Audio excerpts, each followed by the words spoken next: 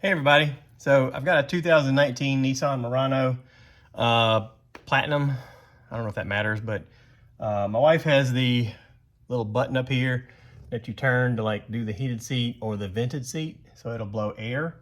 The heated seat, of course, is with coils. The vented has got a fan, but the driver's side's not working. So this all started because she came out here and did a deep cleaning and probably bumped something really hard with a vacuum. She's got a cordless Dyson. She was out here, and then now it doesn't work. So we've been rounding around trying to figure out what to even call this.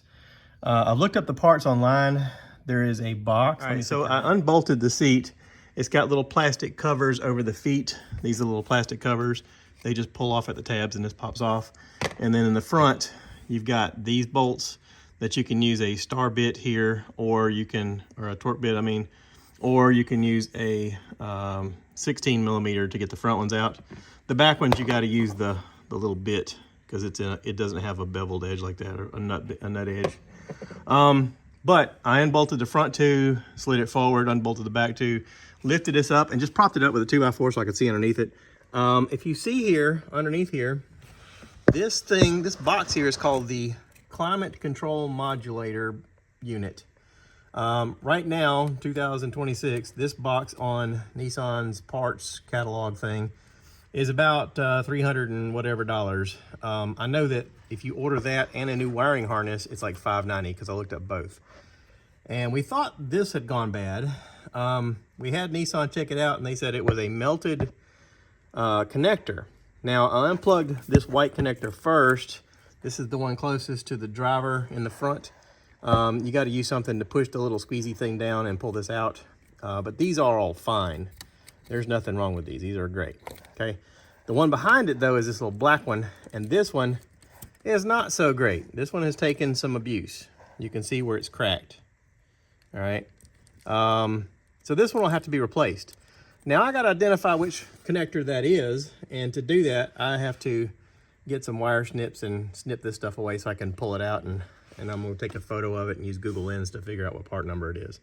But that's the part I got to replace, and that'll end up fixing this problem.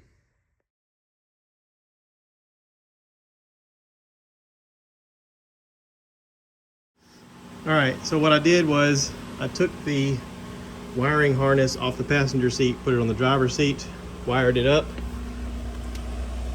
and plugged it in. You guys can see it plugged in there.